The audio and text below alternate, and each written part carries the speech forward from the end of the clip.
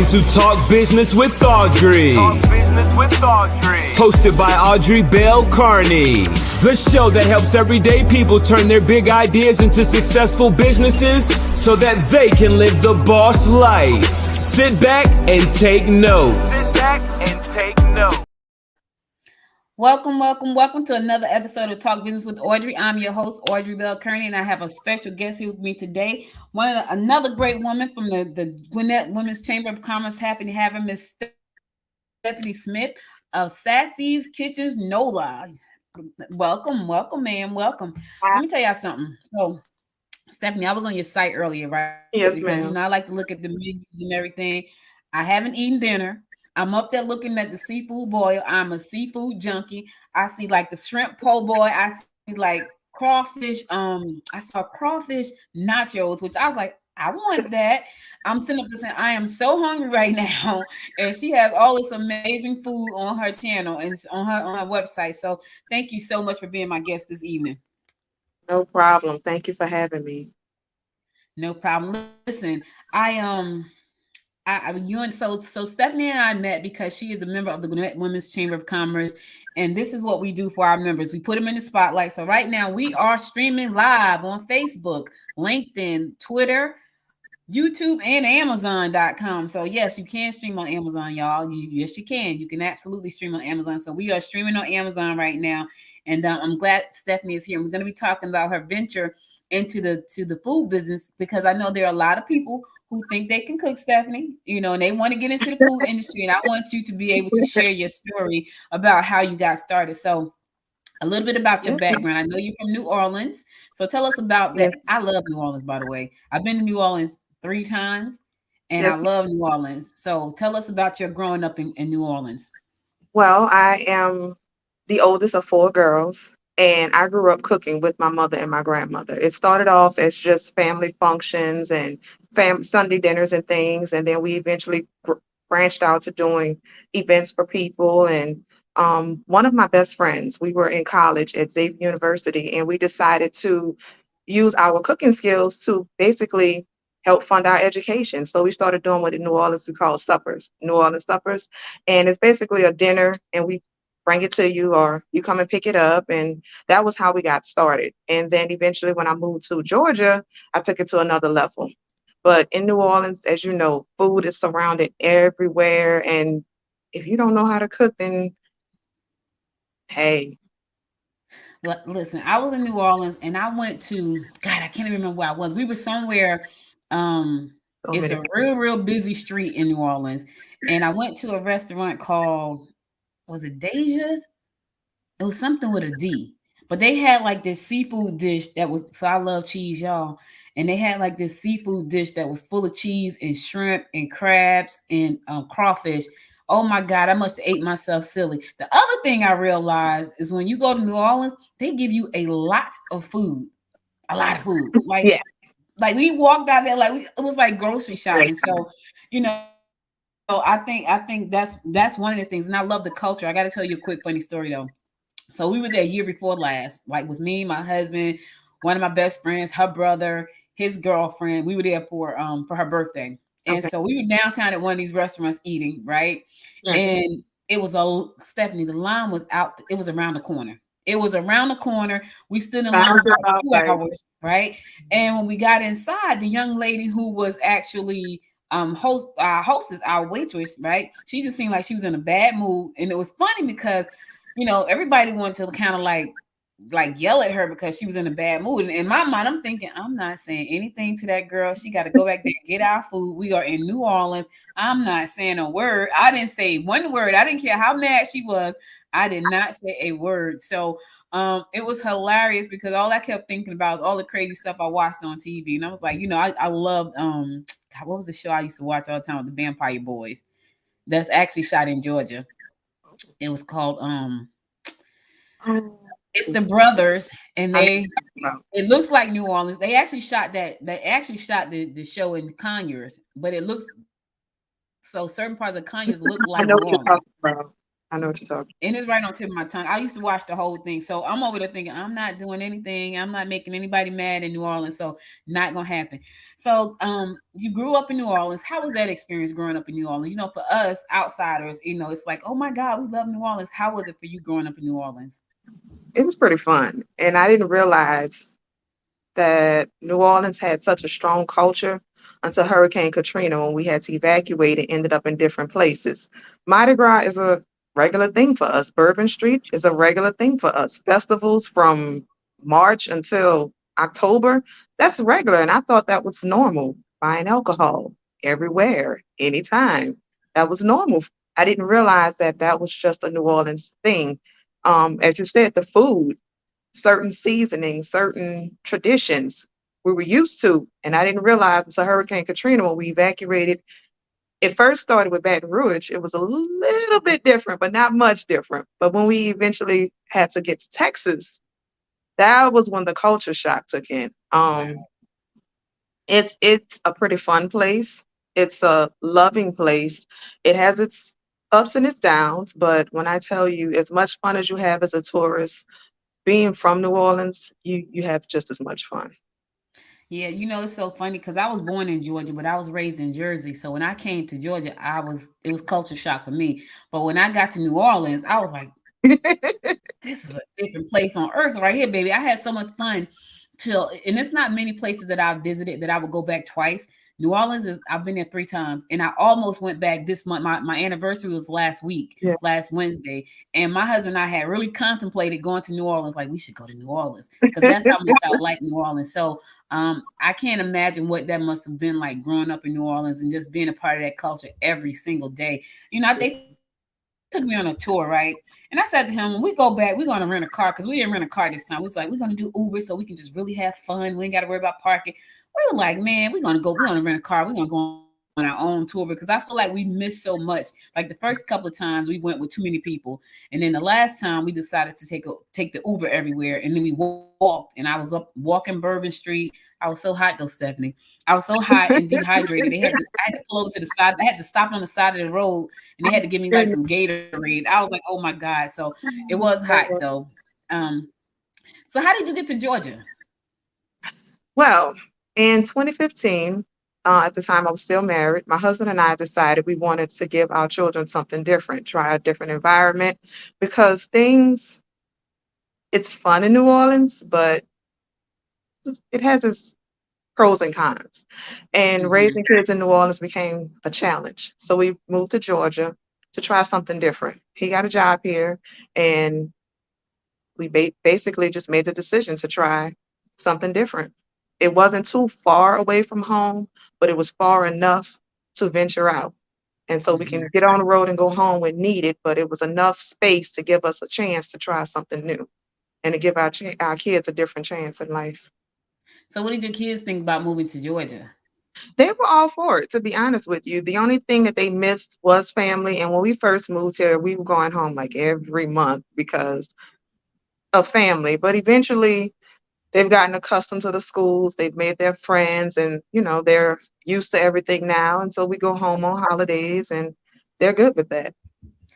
When you we know about Hurricane Katrina. That was one of those things that you'll never forget. It's like 9/11, the pandemic, hurricane. Those are things that are burned in your memory forever. Where were you when Hurricane Katrina hit?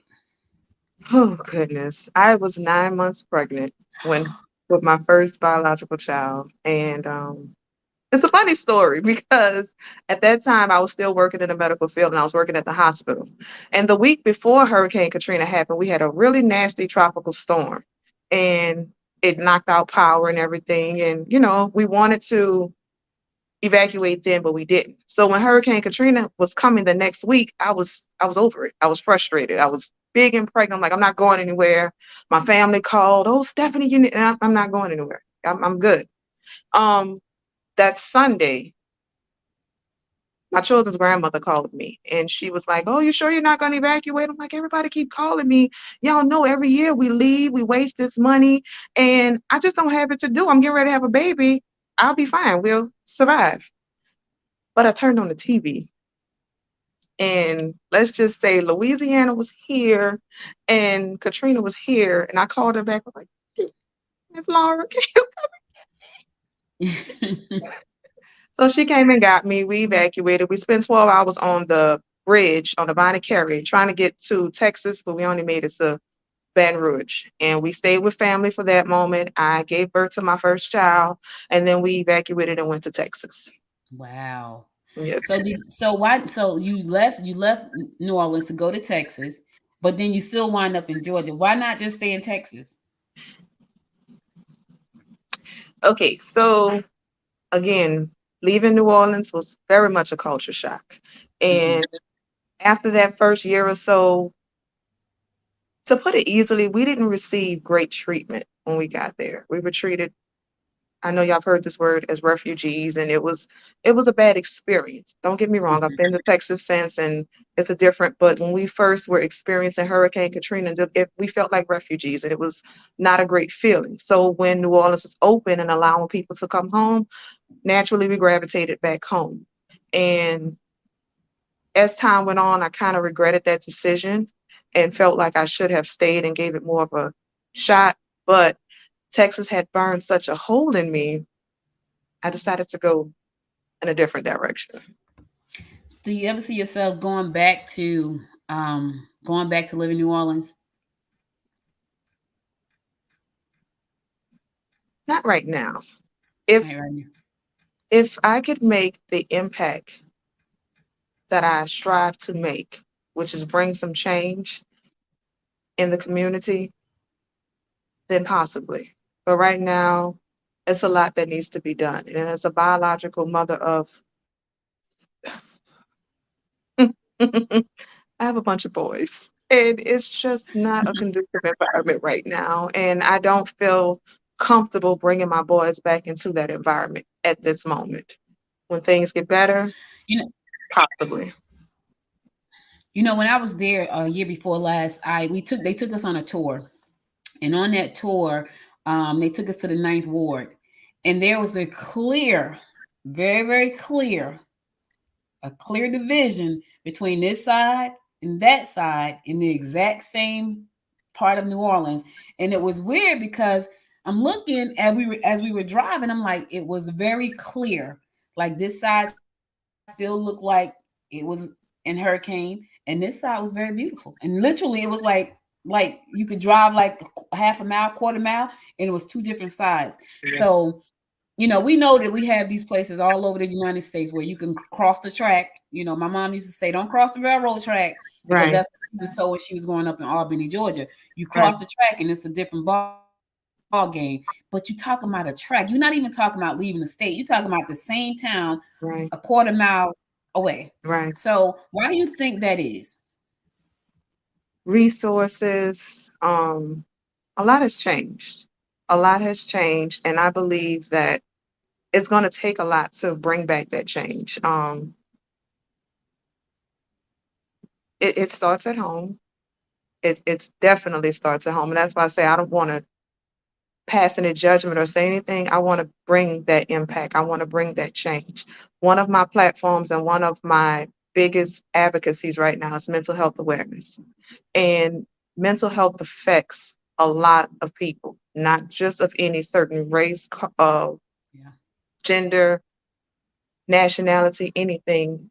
Mental health awareness needs to be addressed across the board. And that starts with the funding, with the government, with the help, and then also the people. And it's so much that needs to be addressed. I just want to be a part of the change.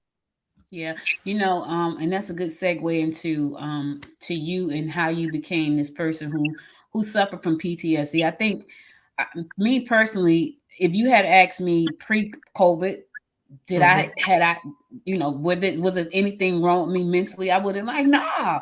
But Right, after COVID and losing my mom to COVID, I definitely couldn't say that now. Like I struggle to this day, because that was something like when someone is sick and you know about that sickness like cancer or heart disease or whatever, you know about it because you've grown up with that. When you hear something like COVID come along, and all of the stuff that was happening from 20 to 21, it was just too much. And I found myself after her passing, like almost unable to get out of my bed.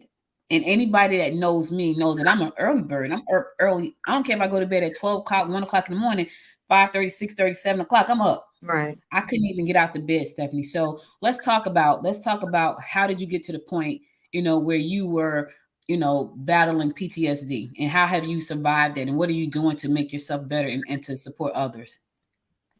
You said a key to it. Uneducated didn't know. Same thing until it knocked on my door. I didn't realize the seriousness of mental health. Um, if we were to go all the way back, which I've learned in therapy, started with Hurricane Katrina, started with things in my past traumas that I didn't know and I wasn't aware of. I grew up thinking that you had to be hard, you had to be strong, just get past it, get through it. And so I didn't address a lot of things.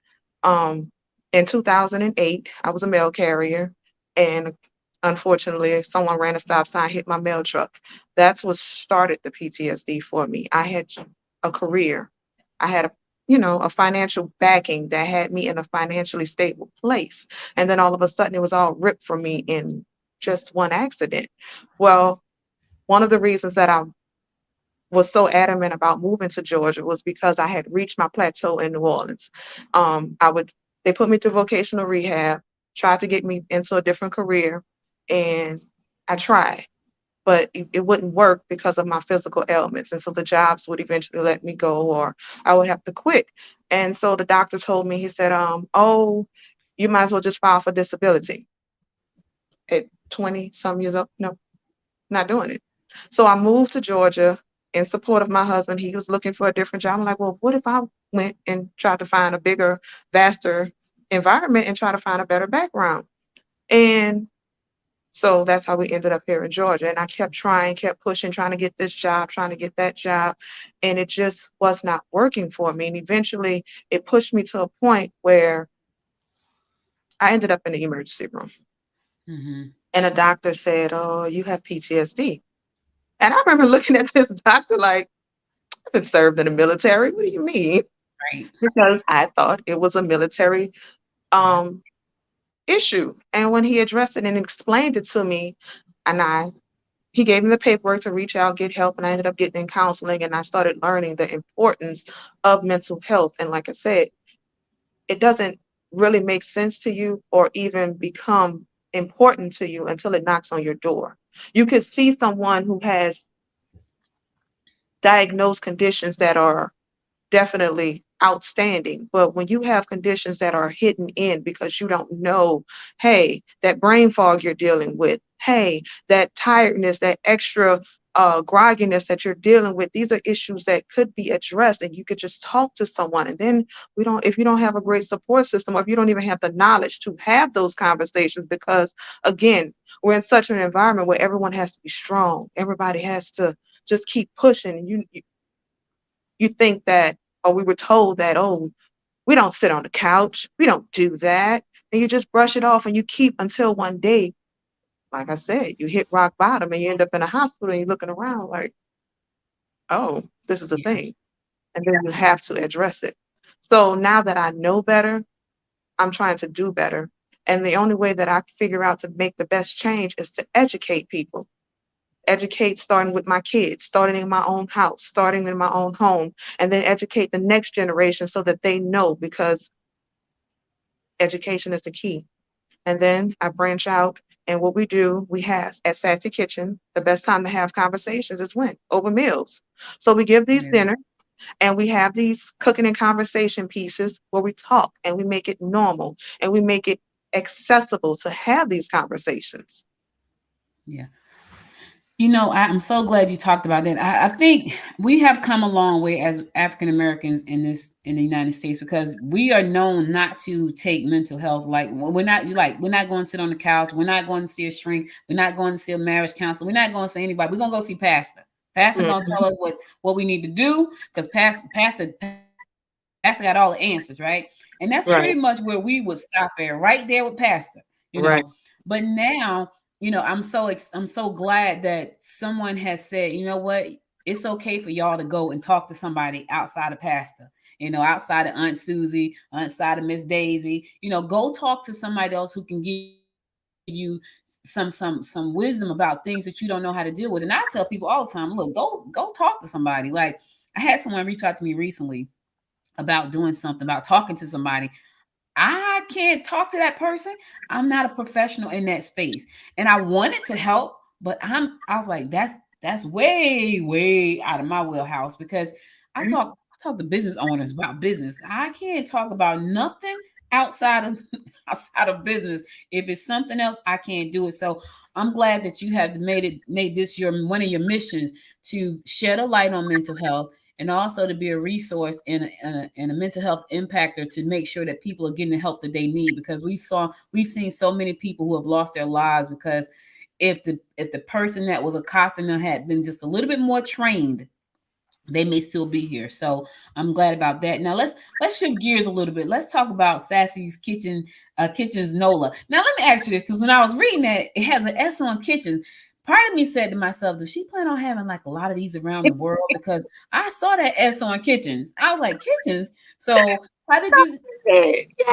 That's all I could think of, because when I saw it, I said she must be planning on having a franchise, because it's got kitchens on the end. It's on the end of kitchen. So, you started out in college catering with your friend. You guys got split up because of Katrina. You Yes. moved to Atlanta. How long were you in Atlanta before you decided, you know what, I'm ready to start my catering service again? Well, actually, to be honest with you, it started off, again, at the time I was married and I was sending my husband to work with full meals, full-fledged meals. I would get up 3, 4 o'clock in the morning just because I love to God cook. bless you. And but as you know, I got into giving parties, and once we got comfortable, he was inviting his friends over. And I remember one day all the guys walked in the house, oh, your lasagna's good, or your gumbo's good, or your like, when did y'all have my food? They're like, oh, baby, we take his food every day. I was like, what? So he was sharing his lunch with the coworkers at his job. And so when I started doing the Sunday dinners like I used to do at home, with my sisters, I started doing those here, and we invited friends over since we didn't have much family. And eventually we started getting into the, hey, do you want to make this for me? Hey, can you cook this for me? So I was like, okay, wait a minute. I'm not being successful with the job aspect of it. Let's turn it into a business. Because with my injuries and with the problems that I have, I can't work on someone's job.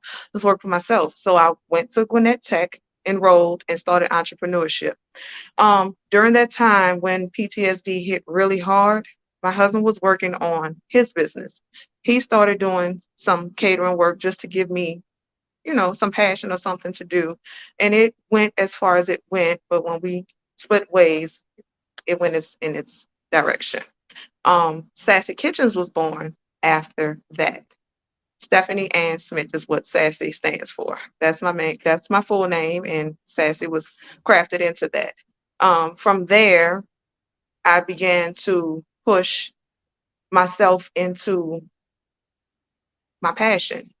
I thought about the way that before in New Orleans, when I was working in the medical field, I love to help people. I love to be there for people. Well, my skill is cooking. And so I was reading A Purpose Driven Life, while I was in the hospital, I forgot to mention, coming off of an accident. And reading A Purpose Driven Life, I learned to put the passion and the skill together. And I said, Mm. well, how can I help the community with my passion and my skill? So that's how the cooking and the advocacy came together. And thus you have Sassy Kitchens. All right, Sassy Kitchens. Now, you said this a couple times, and I was going to get around to it, but since you just said it again. So you started this business with your husband, who sounds like he's no longer in the picture anymore. No, ma'am. No, ma'am. Was It that was a because different. of the startup of the business, or did you see things start to kind of like take a nosedive once you guys got to Georgia? Um, to be honest with you, things took a roller coaster. And to be perfectly blunt about it, when you're different and you learn the difference, it doesn't matter how much love is involved in it. Um, when your moral values, your thought processes, the main keys, love can only bring you so far. So we were two imperfect people who worked hard to make the marriage work, but eventually it hit a point or a segue where we realized we were different and we parted our ways. And you know, more respect to him, no hard feelings. We do our best at co-parenting, but we have went on our different paths. That's cool. You know, it's so funny because I think a lot of times I had this conversation with someone recently, and they just pretty much got into a relationship, and red flags are popping up everywhere. And I was like, well, did you not see the red flags before you got this far in? But I also said, at least you see them now while it's still very early, because now that gives you the opportunity to either fix it or get out. You know, Mhm. don't get married and then you saw the red flags, but you decided, you know what, I saw them, but maybe no. Can you fix those red flags and do that before you say I do, before you walk down that aisle and do all of that stuff, say that stuff now. But a lot of people won't do that, Stephanie. They will go ahead and say, you know what, we it'll be okay. And they don't address it. And God forbid you're with somebody who don't talk, who's not a communicator, because that's even worse. That's I worse. believe that I believe education again has a lot to do with that. If I had known to address those issues, to deal with them, I'm not going to say I didn't see the red flags, but as you said, okay, well, maybe we can, but no.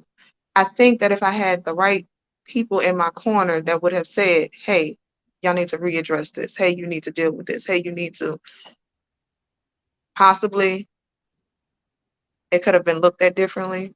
But I don't regret, honestly, I don't regret the situation in itself. Um, when I get through the counseling and I've been through everything that has to, address with that situation, I realized I had to learn some lessons. God will send you on a mission or allow you, should I say, God will allow you to embark on a journey to accomplish the lessons that need to be learned. And in that journey, I learned everything that needed to be learned. And now I am where I am. I had to go through those pains in order to grow into the woman that I am. Again, I don't have any hard feelings or ill will towards it. I appreciate it. I think and I believe in that old school saying, everybody comes into your life for a reason or a season, a That's lesson right. or a blessing. That was the lesson that I needed. And now I am where I am and I know better and I can teach my kids and the next generation and those around me better. Hey, you need to address this first. You need to deal with this first. You need to do this, this, and this instead of just going in blindly. Yeah. So now you're an entrepreneur in our crazy world that we live in. Because listen, I love it. Don't want to live anywhere else in the world except for being an entrepreneur. But it is a lot of work, and so Yeah. I can't even imagine. I can't imagine me doing catering because I could cook, I could burn. But when I tell you I don't like the burn, baby, I don't like the burn. So I can't even imagine what that's like. But for you, I know for you it's like therapeutic, right? Yes. That's the good side. Talk about the side that's not so good. Talk about the side that's challenging, and how have you been able to overcome those challenges? Um, a lot of the challenges in cooking, first of all, is personally I'm dealing with injuries of my own. Then on top of that, the cooking business, the restaurant business is a hard challenge in itself, not having any personal issues to do with it.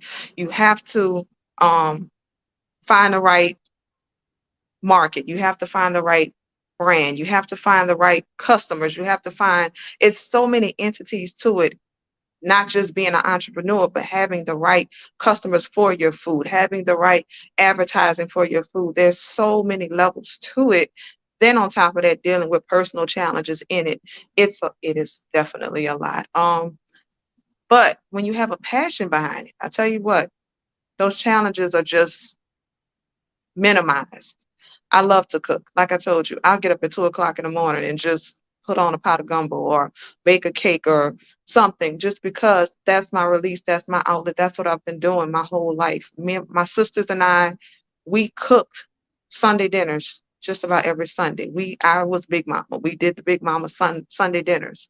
And part of moving here to Georgia by myself I think that added to that PTSD that I didn't have my sisters, so I was just Mhm. cooking by myself.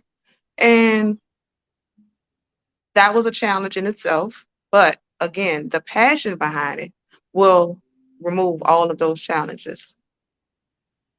You know, I have two brothers, and one of my brothers I grew up with. Like he's like one of my best friends, and so when I left Jersey, I left him in Jersey, and he stayed. It took him 7 years to make a move, and I couldn't believe it. But we were up and down the highways like you all the time. Like Right. he would come here 2 or 3 times, I would go there 2 or 3 times because he was like one of my best friends, and so now he's here in Georgia. It took him a minute to get here, but he's here, and we talk every other day. We don't talk every day because he's busy, I'm busy, but we do talk every other day. So I do, even though neither one of us is cooking, we do love spending time together and having fun together. Now, the cooking industry is a tough industry, and you get people who, first of all, kudos to you, man, because just like I don't even cook at home, and I can't even think about cooking for droves of people, right? I want to say something funny because I feel like me,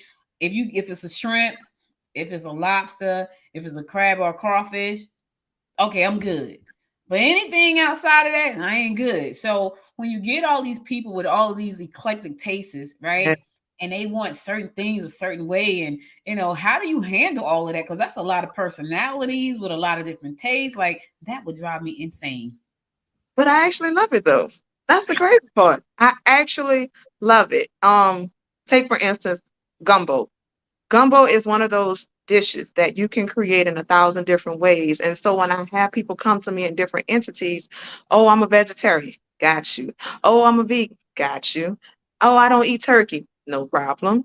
I've even branched out into a bunch of my other dishes. And if you come to me and you say, oh, I had someone tell me, oh, I want some red beans, but I only eat chicken sausage, no problem. They loved it. They absolutely loved it. I made a red beans and rice with chicken sausage, and it was just wonderful. And it gives me creativity. It gives me time to show my skill because then I have to sit back. Like I'm literally sitting in a grocery store.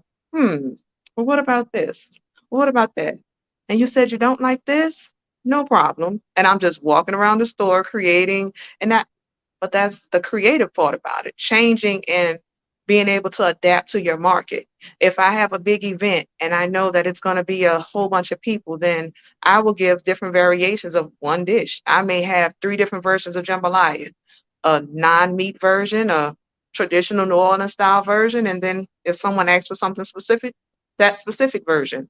And again, that's my passion and I love to do it. So that gives me the creativity to say, okay, now how can I tweak this recipe? And You I know, love it's so funny because my husband, first of all, let me just say this, y'all. I had the gumbo and I don't eat rice. So, but the gumbo was delicious. So I brought some home to my husband. He destroyed it. He destroyed the gumbo. And it. but he loves that kind of stuff. Me, I'm picky. Like if it could have just been scallops and shrimp and I would have been fine. But I was like, nope, I'm gonna try the whole thing because I don't eat soup. So and I was like, I said, looks like soup, and I was like, it was so good. And I was like, that was really good. And then I brought him some home. He took it to work, he destroyed it. And so I said to him, my husband cooks. I cook rarely. I will cook every now and again, but rarely. And he cooks. And so he wanted to start a restaurant one time, and I said to him, you know, because I'm the business person. Like where your skill and your passion is cooking, mine is entrepreneurship and ideation and helping people find out what they should be doing and how they can do that thing. Right. So he said to me, I want a restaurant. I'm like, okay, well let's get it. So all you gotta do is tell me that. So I'm thinking, okay, he's ready to do a restaurant. But I gotta break it down. Like, well, if you do this restaurant, you gotta do this. You gotta have inventory control. You gotta do all these things. So I'm naming all this stuff, right? And I said, and you Right. got to put the recipes on paper. Like you cannot have the recipes one way this time and this way the next time. And he didn't like that. He felt very restricted. And I said to him, then you should be a caterer because now you can be as creative as you want. You don't have to have the same stuff over and over. Can't have a restaurant and you got every day is something different. that's going to be crazy. And I'm going to help you run it. That's going to make me lose my mind. So when you think about it from that perspective, and I saw that S on kitchens. How do you plan on scaling like that? Because a lot of the secrets that you and ingredients in your food is from your grandmother and your family, right? When you Mhm. start to scale, you have to share all that information with people. You got to share like your recipes, especially if you're trying to get into like a store or something. How do you plan on scaling that? Well, I've already invested in the app, and I have the basic versions of the recipe. And you're kind of right where I'm at, why I'm still at catering, because I'm trying to decide what should and should not be addressed, what should and should not be given. And I am working with Me's app. We do have the recipes on there. We do put our ingredients and things on there, but when we do reach the point of the restaurants and the multiple locations, yes, I will have to have the basics. And that's what I have on there, just the basics. I don't know about all of that yet. I am considering someone marketed an idea to me having sassy seasonings, and I think that could be the go-to answer, but I don't have the final answer yet. Well, I can tell you right now, Sassy Seasonings, that is a great way to scale. I met a couple in Georgia, probably about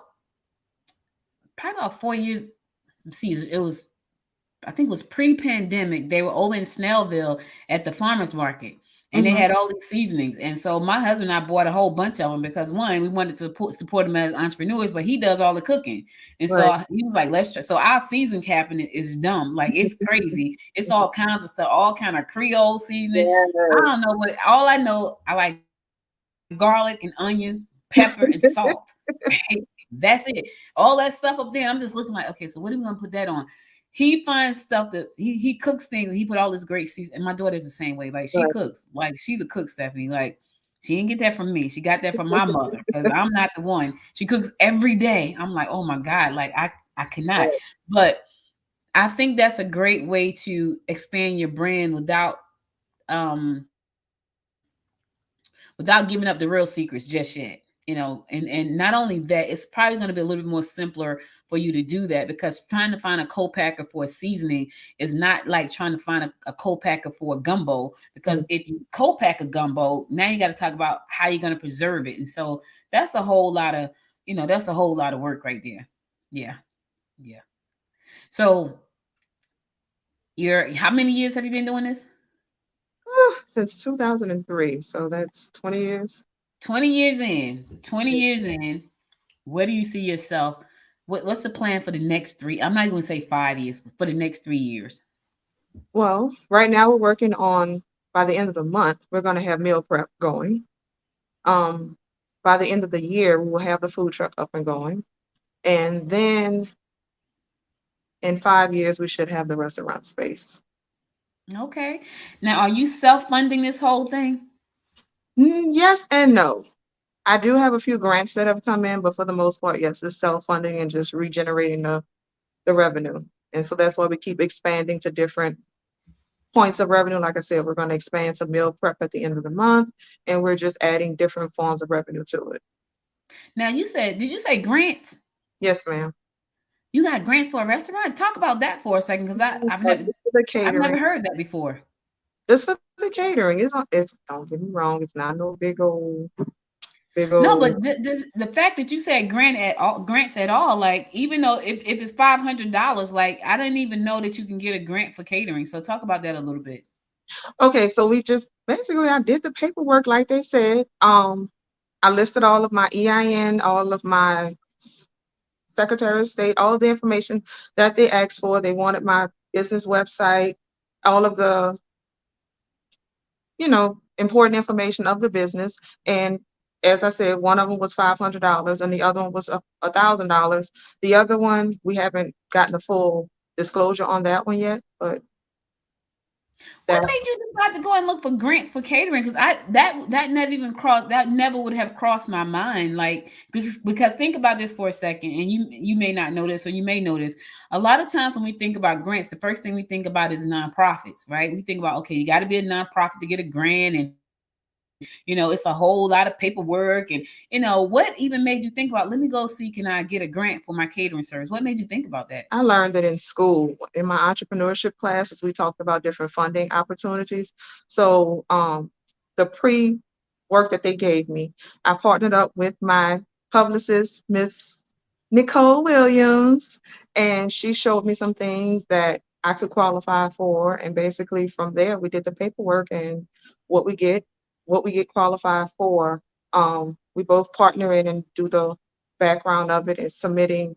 Right now, she has been working on a deck because there are bigger fundings that we're trying to get into, and she keeps me knowledgeable on the back end of it.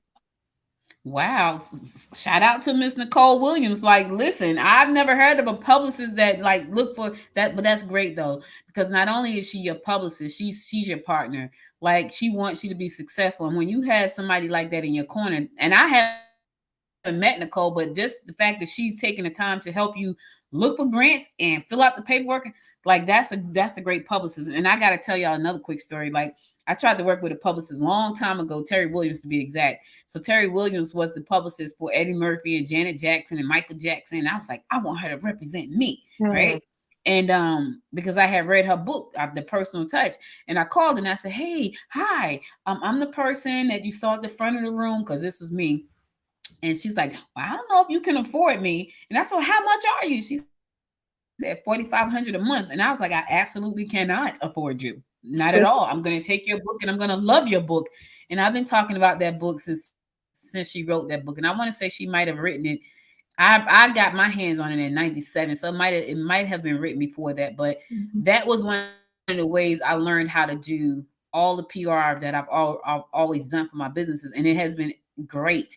And so the fact that you are fortunate enough to have a publicist on your team, and not only a publicist, but somebody who is really invested in your success, that is amazing. Because I've heard horror stories, just for the publicist doing the PR work, not even going above and beyond helping you find grants and things like that. And I think for people that are watching right now and listening all over the place, go out there and look. So when you look for that grant, where did you look first? Was it like a certain website? Did you just go to the state side? How did you know where to go look for the grant? I just went on Google and just started Googling for different things, and then I put in restaurants, and then I put in catering, and from there, just whatever came up. Hello Alice came up. Fearless Fun came up. Like a bunch of different sites came up, and I just started putting in applications for over and over and over. That's so cool, Stephanie. I had no idea. I know, a lot of times when we think grants, we think nonprofits and things like that. And so it's really cool to find out that you can actually get a grant and help you push your business forward. And so congratulations on that. That's really cool. And shout out to Nicole. Like, girl, I might have to call you. Gotta call. She is really wonderful. Nicole is helping me tell my story. Unfortunately, a year and a half ago, I was involved in a bad accident, and I ended up spending weeks in ICU. And she's helped me since I rebuilt and going through therapy, going through all of the motions of getting back on my feet and rebuilding. She has helped me with telling that story, and she is so wonderful. Nicole Williams, y'all. Yeah, gotta check her out, man. Like, I love her already. I haven't even met her yet. Like, just the fact that she's going above and beyond. Now, you have the business. You're thinking about maybe franchising in year 5. You got the food truck. With the food truck, it's different from a restaurant. Talk a little bit about what that looks like. Like, what's your mindset? What's your thoughts around like the food truck? Because down here in Georgia, I think it's great. In Jersey, it was just like one of those things. Like, you can go get to the hot dog truck. And I met this guy one time when I was in Jersey, and his hot dog truck was downtown in front of City Hall, and it was there for years, the same spot. And I remember he said to me, I went to get a hot dog because every time we would go downtown, you got to stop by the hot dog truck. He said to me, this truck has put all my kids through college. Mm-hmm. And I was like, what? I had no idea. Now, I got to tell you, Stephanie, I got a hot dog cart in my garage. It takes up the entire garage, y'all. The entire. Remember, I said my husband cooks. The Right, truck take right. the thing take up the entire garage. So that's just a cart though. And I'm not talking about the little red cart. I'm talking about a huge cart that takes up you can't get nothing in the garage. Right? Wow. We took it out one time.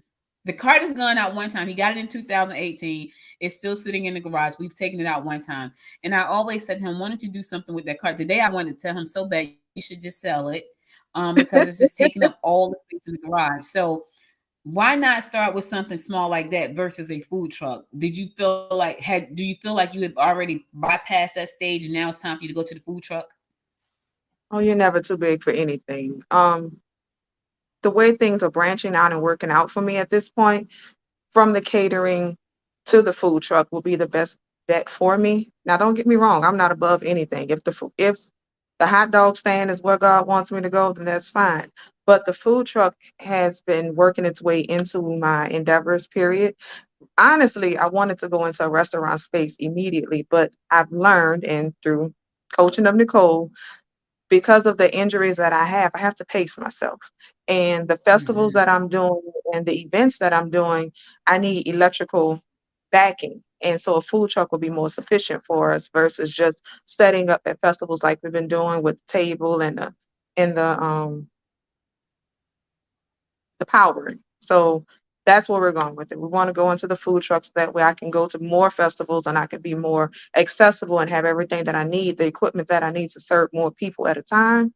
And then from there, move forward.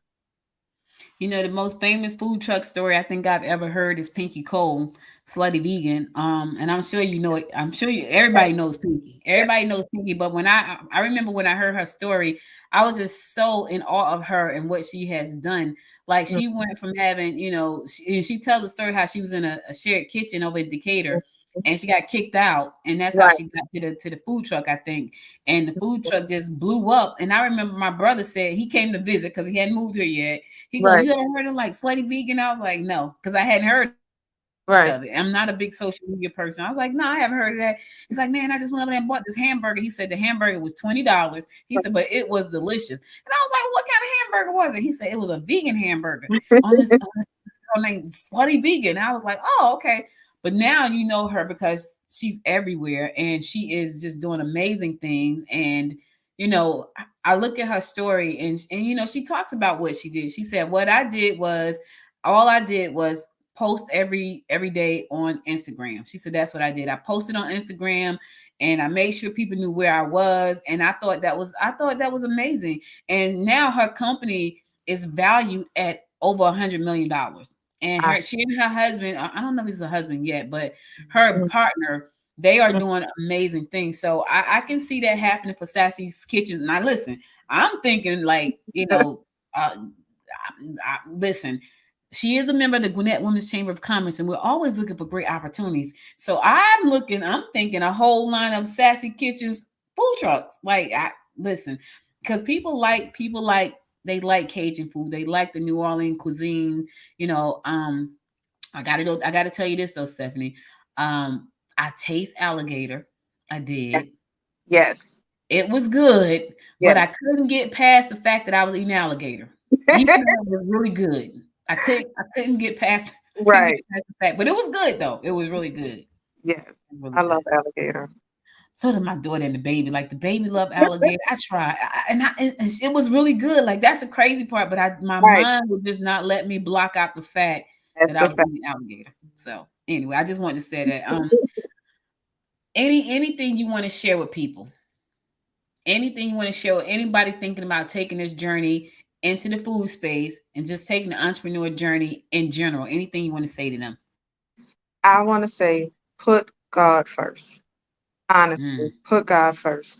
On my journey through this entrepreneurship, I personally have jumped off the boat, jumped in the water, jumped through because I had my mind set on what I wanted, how I wanted, where I thought I should go.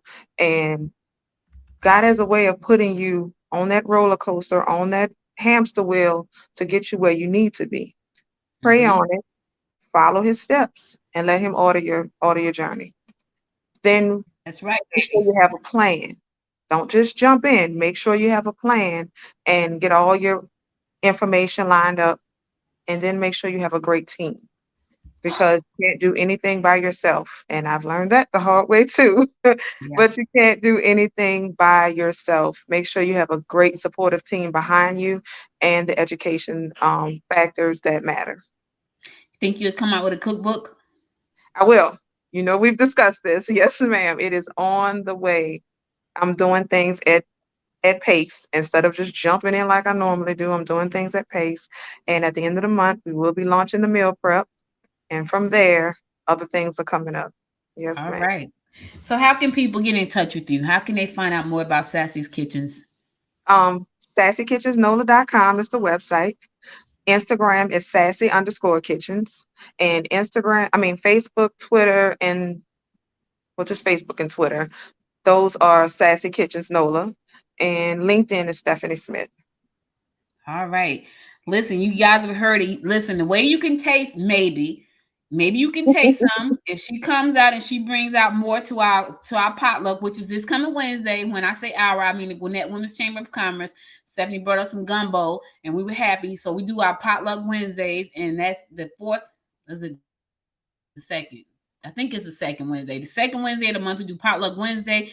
We do that at Life's Event Center over in Lawrenceville on Sugarloaf Parkway. It's open to the public. It's not open to, listen, guys, this is just for the girls. Let's let our hair down, eat great food, and just shoot the breeze. I want to say something else, but this is a family show. Shoot the breeze and just talk stuff. So we talk business, we talk relationship, we talk it all. And we do it all over great food. So maybe. Yes.